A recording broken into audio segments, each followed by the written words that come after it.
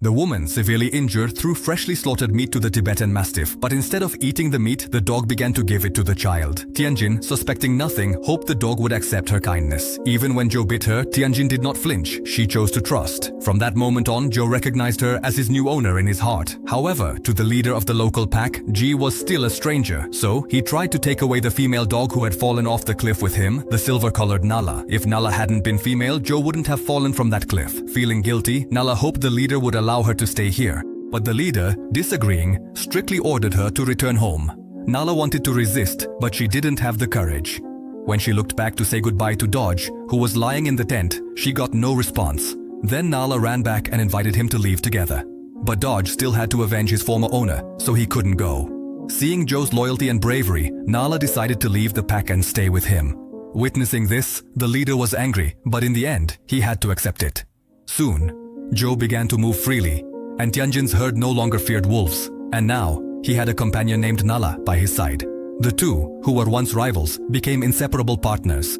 Thanks to them, there was much joy in Tianjin. However, after those peaceful days, terrifying events began to unfold. Mahdi was once a bandit. He had left the gang led by his brother to live a quiet life with his beloved. While they were enjoying the fruits of their hard-earned peaceful life, they suddenly heard desperate cries coming from the yachts outside. Mahdi warned his wife not to move from her spot and readied his rifle. But when he went outside, he saw two large yaks lying in pools of blood. As he stood there, not understanding who could have done this, a dark figure began to approach him. When he saw the huge, menacing creature standing atop the cliff, even after many years living in the wild, Madhyar, who had never seen such a predator before, froze in place outside his house. He was trampled like an ant and killed in an instant. Not long after, Mahdi's brother arrived and saw the two dead yaks at the doorstep and his brother's body on the roof. He swore to avenge his brother. While searching for the fearsome Anjay, the gang encountered Kara.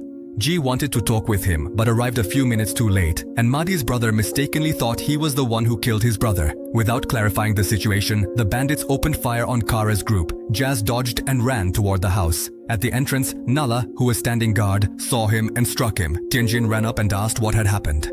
It turned out that the bandits were chasing Dodge. Although they were notorious criminals in the area, they never harmed the local people. Mahdi's brother Zhou demanded that they hand over the Massive One, believing he had killed his brother.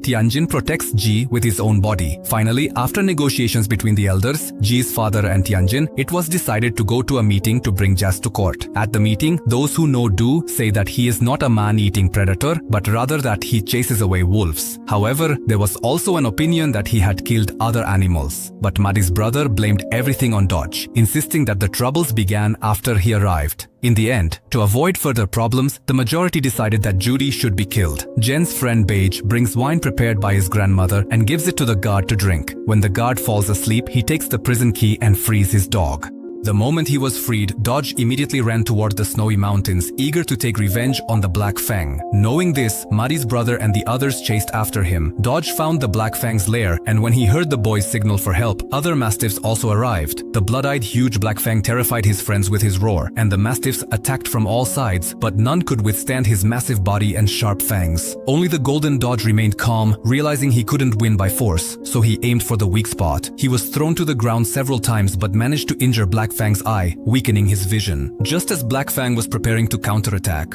Mahdi's brother arrives and realizes that the elder was right. The creature that killed his brother was indeed this beast. Ignoring the warnings, he fires at Black Fang, but it has no effect. The beast catches him and kills him. When it then lunges at his companion, Dodge intervenes and saves him, but ends up falling to the ground again and gets caught by Black Fang's claws. At that moment, Allah risks his life to draw the predator's attention to himself. Seizing this opportunity, Dodge leaps and bites down hard on Black Fang's head. Unable to shake him off, Black Fang runs along the cliff, crashing into the rocks, until finally blood pours from his mouth and he tumbles down, hitting a sharp stone on the way.